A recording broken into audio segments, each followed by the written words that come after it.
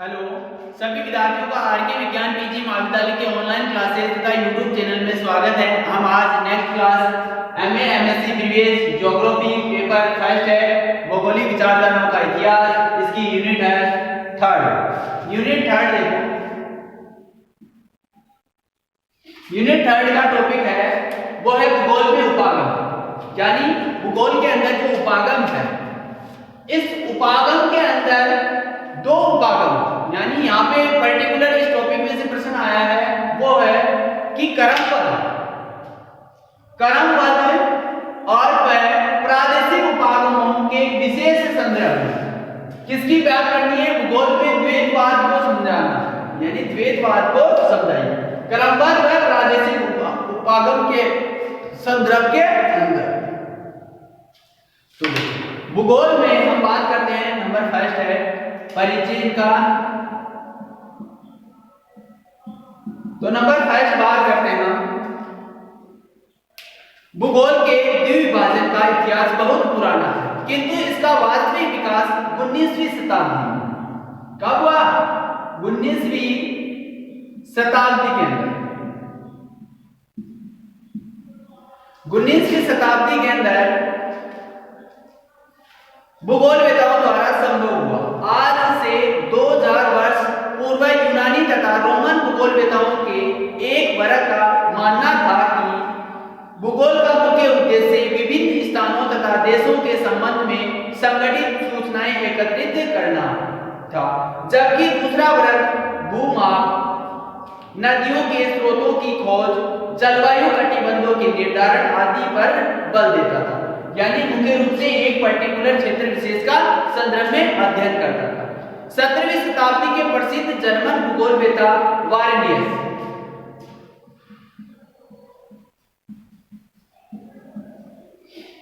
वारेनियस ने भूगोल के दो खंडों में विभाजित किया था। नंबर फर्स्ट है वारेनियस ने दो भाग कौन से बताए? नंबर फर्स्ट है सामान्य भूगोल, सामान्य भूगोल, और सेकंड है वो है विशिष्ट भूगोल।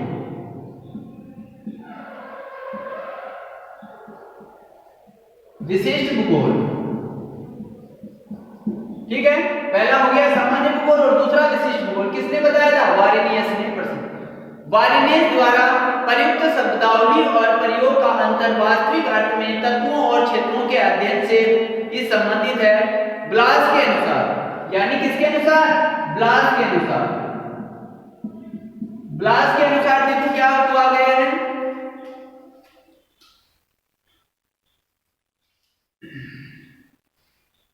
इसमें ब्लास के अनुसार वारेनियस की आस्था भूगोल के द्विविभाजन में नहीं था, कि भूगोल का दो विभाजन नहीं करने पर था।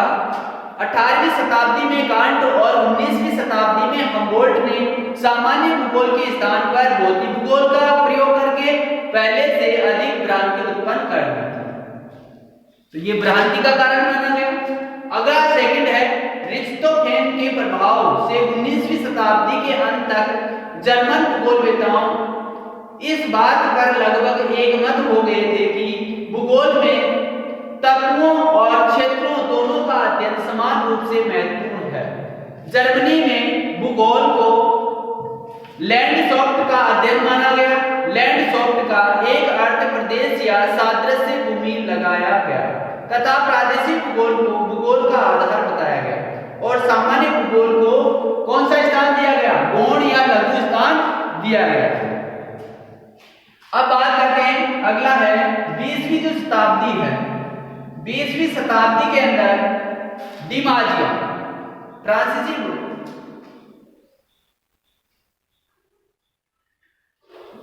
डिमाजिया, ब्लांसर, ब्रुन्स, जीन ब्रुन्स आदि ने प्रादेशिक भूगोल को अधिक महत्व प्रदान किया।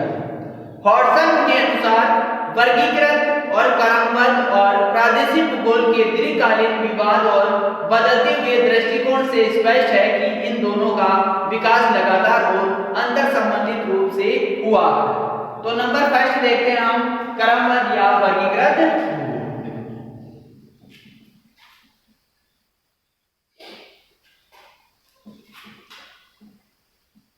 अब इसके हम बात करते हैं क्रमबद्ध उपागम की। तो देखो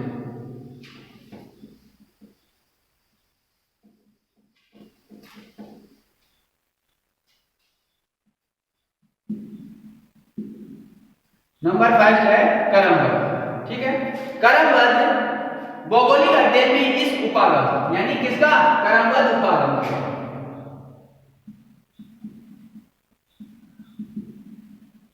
नंबर 5 है क्रमबद्ध उपागम। तो भौगोलिक अध्ययन में इस उपागम के अंतर्गत अध्ययन क्षेत्र को एक पूर्ण इकाई मानकर, यानी यहाँ पे अध्ययन क्षेत्र क्या है,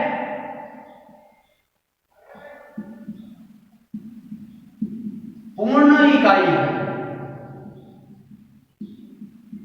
क्या है अध्ययन क्षेत्र, यहाँ पे पूर्ण इकाई है। ठीक है, किसके अनुसार है ये, क्रमबद्ध अध्ययन के अनुसार, क्रमबद्ध उपागम के अनुसार। इसके अंतर्गत इस उपागम को क्या, अध्ययन क्षेत्र की पूर्ण इकाई मानकर उसके विभिन्न भौगोलिक तत्वों या प्रकरणों का क्रमिक रूप से अध्ययन किया जाता है। इसे विषयगत उपागम के रूप में अध्ययन किया जाता है। इसे विषयगत उपागम के नाम से भी जाना जाता है।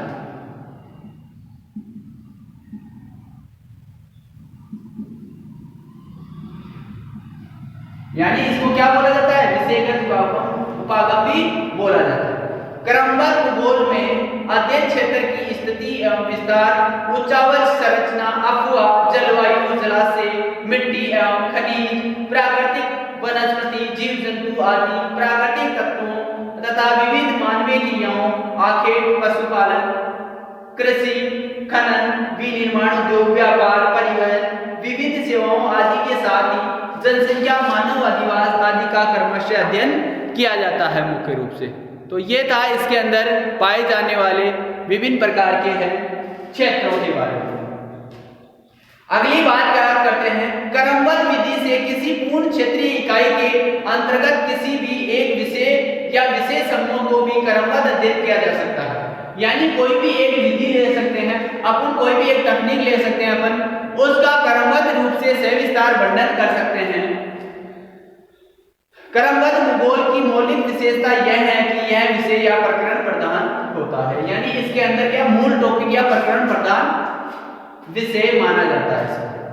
क्रमबद्ध रीति के में भौगोलिक अध्ययन के लिए लघु, मध्यम अथवा दीर्घ किसी भी क्षेत्रीय इकाई का चयन आवश्यकता एवं सुविधा अनुसार किया जा सकता है, क्योंकि इस उपागम पर सामान्यतः क्षेत्रीय इकाई की मापनी का कोई विशिष्ट प्रभाव नहीं पड़ता है। इसमें यानी पर्टिकुलर जो क्षेत्रीय इकाई आपने निर्धारित की गई है उसका ज्यादा इफेक्ट यानी प्रभाव नहीं होता। भौगोलिक अध्ययन का क्षेत्र संपूर्ण भूमंडल या महाद्वीपीय या देश या कोई अन्य क्षेत्रीय इकाई हो सकता है। यानी इसमें पर्टिकुलर क्षेत्रीय विशेष की बात करें तो इसमें कोई भूमंडल भी हो सकता है या कोई क्षेत्रीय हो सकता है या बड़ा धरातलीय भाग भी हो सकता है। किंतु अध्ययन की विधि क्रमबद्ध ही होनी चाहिए, यानी बिल्कुल एक क्रम स्टेप बाय स्टेप विधि होनी चाहिए। विषयों के क्रमबद्ध अध्ययन में संपूर्ण विषयों को अध्ययन इकाई माना जाता है और सभी भौगोलिक विषयों का स्थिति विस्तार से लेकर जनसंख्या एवं अधिवास तक क्रमबद्ध विश्लेषण किया जाता है। जैसे जैसे भारत के क्रमबद्ध अध्ययन में संपूर्ण भारत को अध्ययन की इकाई माना जाता है और उनमें विभिन्न भौगोलिक उपादानों का अध्ययन क्रमिक रूप से किया जाता है। इस प्रकार प्रयुक्त अध्ययन क्षेत्र में प्रकरण विशेष वितरण प्रतिरूप का स्पष्टीकरण होता है और इसके माध्यम से ही वह कुछ निश्चित निष्कर्ष भी निकाले जाते हैं। यानी एक पर्टिकुलर क्रमबद्ध अध्ययन करके हम किसी चीज का क्या है, पर्टिकुलर क्या निकालेंगे, वहां से निष्कर्ष निकालते हैं और वो निष्कर्ष हमें उपयुक्त पुष्टि देता है। क्रमबद्ध विधि से अध्ययन के द्वारा ही सामान्यीकरण सिद्धांत एवं मॉडल निर्माण आदि किए जाते हैं। इसी के बाद में विभिन्न प्रकार के सिद्धांत और मॉडलों का निर्माण अपेक्षित हुआ है। अनेक विद्वानों ने तो क्रमबद्ध भूगोल को ही वास्तविक भूगोल की संज्ञा दी है।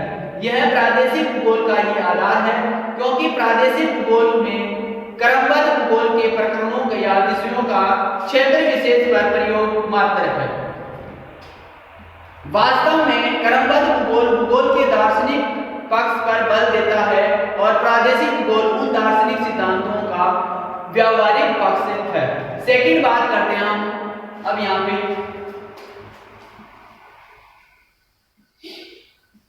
सेकंड है प्रादेशिक भूगोल।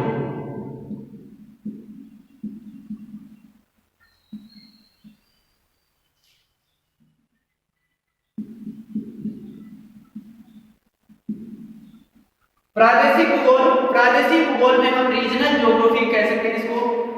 तो यह जो रीजनल ज्योग्राफी है यह भौगोलिक अध्ययन की एक प्रमुख अध्ययन विधि है जिसमें किसी संपूर्ण क्षेत्रीय इकाई को विभिन्न खंडों या प्रकरणों या पृथक अध्ययन किया। इसमें तो क्या जाना जाता था, पूर्ण इकाई माना जाता था ध्यान को, और इसमें क्या कहा जाता है, जो पूर्ण इकाई है या कोई पर्टिकुलर अध्ययन विधि है संपूर्ण क्षेत्रीय इकाई के विभिन्न खंडों को,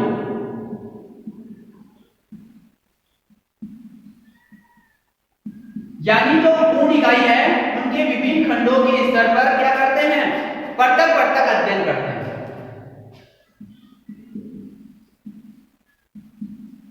पृथक अध्ययन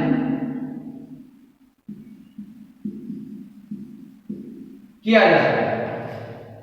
ठीक है, जैसे इसमें अगर एक एग्जांपल लेके बताएं, संपूर्ण भारत को एक क्षेत्रीय इकाई मानकर उसके विभिन्न उपादानों का क्रमशः अध्ययन भारत का क्रमबद्ध अध्ययन होता है, किंतु जब इसके विभिन्न प्रदेशों या राज्यों का अलग अलग भौगोलिक अध्ययन किया जाता है तब उसे भारत का प्रादेशिक भूगोल कहा जाता है। अब इसमें जो हॉडसन नामक वैज्ञानिक थे,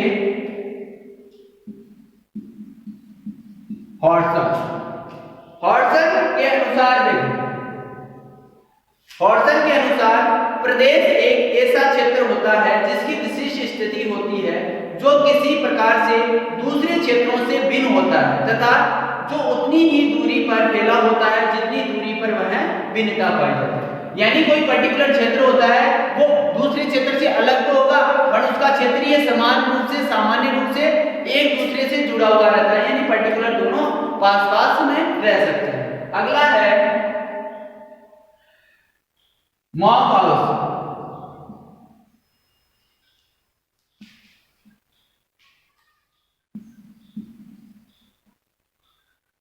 मॉक हाउस के अनुसार पृथ्वी तल की वह क्षेत्रीय इकाई जो अपने विशिष्ट अभिलक्षणों के कारण अपने समीपवर्ती अन्य इकाई क्षेत्रों से भिन्न समझा जाता है प्रदेश कहलाती है। प्रदेश का निर्धारण सीमांकन किसी एक विषय अथवा बहु विषयों की समानता के आधार पर किया जा सकता है। इस आधार पर प्रदेश के 4 वर्ग बन सकते हैं। इसी प्रकार से किसी प्रदेश के 4 वर्ग किस प्रकार से बनेंगे देखो, यहाँ पे पर्टिकुलर है एकल विषय वाले, नंबर 5 कर सकते हैं एकल विषयी प्रदेश। एकल विषयी प्रदेश इसमें है जैसे मृदा प्रदेश, कृषि प्रदेश, ये हो गया। ठीक है, अगला है नंबर 2, वो है बहुल विषयी प्रदेश।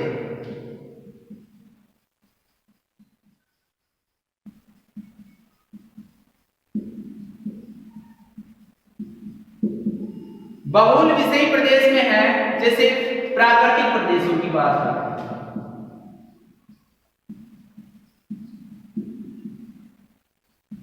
आर्थिक प्रदेश हो गए,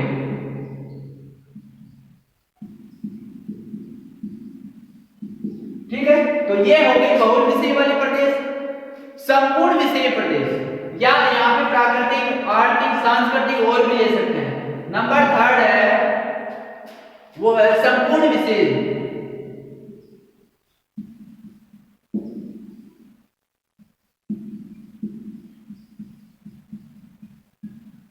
ठीक है, इसके बाद 4th है वो है विशिष्ट प्रदेश।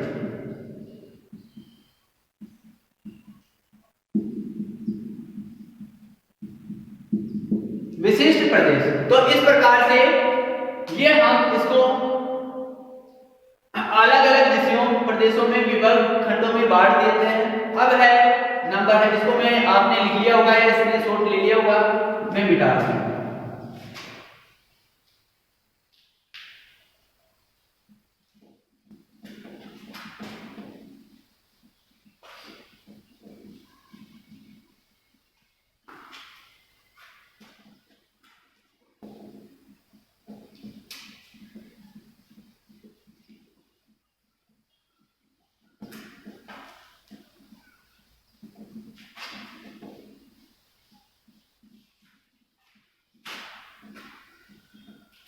अगला है भूगोल में क्रमबद्ध और प्रादेशिक विश्लेषण का वेदवाद के अंदर देखो इस प्रकार से।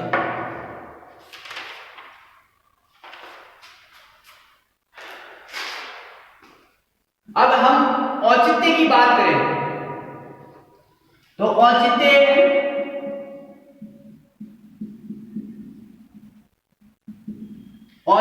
यानी भूगोल में क्रमबद्ध और प्रादेशिक विश्लेषण का औचित्य इस प्रकार है।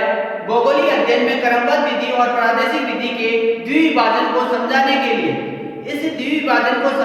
लिए भौगोलिक तत्वों की प्रकृति पर विचार करना मुख्य रूप से आवश्यक है और इसकी प्रकृति पर दोनों विधियों द्वारा अध्ययन के कुछ महत्वपूर्ण तर्क निम्नलिखित सामने आए हैं कि क्रमबद्ध उपागम के आधार पर तथा प्रादेशिक आधार पर। तो दोनों अलग अलग रूप में आए हैं, क्रमबद्ध में भी बता दिया और इसमें। क्रमबद्ध में क्या बताया, किसी पर्टिकुलर क्षेत्र विशेष की इकाई है, इसको प्रादेशिक में अलग अलग खंडों में बांटकर विभाजन वाला बता दिया। तो ठीक है, इसके अंदर कुछ महत्वपूर्ण तर्क है। नंबर 5 तर्क की बात करते हैं, वो देखो उत्पत्ति एवं विकास की दृष्टि से। उत्पत्ति एवं विकास की दृष्टि से अनेक तथ्य पूर्णतः या अंशतः अंतर संबंधित होते हैं। प्राकृतिक वनस्पति, मिट्टी, जीव जंतु, कृषि उपज आदि का जलवायु से घनिष्ठ संबंध होता है। ठीक है, सेकंड बात करते हैं, वो है पृथ्वी के सभी क्षेत्रों में कुछ न कुछ संबंध अवश्य पाए जाते हैं। यानी पृथ्वी के जो सभी क्षेत्र है उनमें कुछ न कुछ संबंधता यानी आपस में मिला जुला हर क्षेत्र में पाया जाता है, यानी संबंधता बोल सकते हैं वो क्षेत्रों में, क्षेत्र विशेष में कुछ न कुछ संबंधता होगी। नंबर 3 अगर बात करते हैं, लघु क्षेत्र के भौगोलिक विश्लेषण में कुछ महत्वपूर्ण विशेषताओं का विस्तृत विश्लेषण किया जाता है और बृहद क्षेत्रों के भौगोलिक विश्लेषण में हम प्रमुख विशेषताओं की स्थानिक भिन्नता का अध्ययन करते हैं। नंबर 4 है अध्ययन की क्षेत्रीय इकाई छोटी या बड़ी जैसी भी हो, क्षेत्रीय भिन्नता एवं क्षेत्रीय संबंध के विषय में अपेक्षित ज्ञान आवश्यक होता है। इस उद्देश्य की पूर्ति क्रमबद्ध अध्ययनों के संकलन द्वारा नहीं बल्कि प्रादेशिक विधि द्वारा किया जा सकता है। अगला 5वां है संपूर्ण पृथ्वी एक पारिस्थितिकीय तंत्र है। यानी संपूर्ण पृथ्वी क्या है, एक पारिस्थितिकीय इकोलॉजी सिस्टम बात कर जिसके भीतर अनेक लघु एवं उपतंत्र विद्यमान है। इसकी तुलना किससे की जा सकती है, मानव शरीर से भी इसकी तुलना कर सकते हैं। अगला है 6, यदि हम संपूर्ण विषय की क्षेत्रीय भिन्नता का अध्ययन एक साथ करना चाहते हैं तब हमें अपना अध्ययन कुछ सीमित तथ्यों तथा स्थूल विश्लेषण तक ही सीमित करना पड़ेगा। इस प्रकार का अध्ययन क्रमबद्ध भूगोल का विषय है, किंतु धरातल के विभिन्न प्रदेशों के तथ्यों के सूक्ष्म अध्ययन के लिए प्रादेशिक विधि ही उपयोगी मानी जाती है। अगला है 7वां, क्रमबद्ध विधि द्वारा सजातीय गुण संबंधी संकल्पनाओं तथा सामान्य सिद्धांतों एवं नियमों का विकास किया जा सकता है। अगला 8वां है भौगोलिक अध्ययनों में क्रमबद्ध विधि और प्रादेशिक विधि दोनों की अपनी अपनी उपयोगिता है, वो अलग अलग है। यानी यहाँ पे भूगोल के रूप में कह सकते हैं कि क्रमबद्ध विधि और प्रादेशिक विधि दोनों की अलग अलग पर्टिकुलर क्षेत्र विशेष से यहाँ पे उपयोगिता अलग अलग हो सकती है। तो ये था क्रमबद्ध भूगोल में, इसमें भूगोल में क्रमबद्ध और प्रादेशिक उपागम के विशेष संदर्भ के अंदर है भूगोल में देशवाद को समझाना था। ठीक है, नेक्स्ट वीडियो में फिर मिलेंगे। वहां तक के लिए धन्यवाद।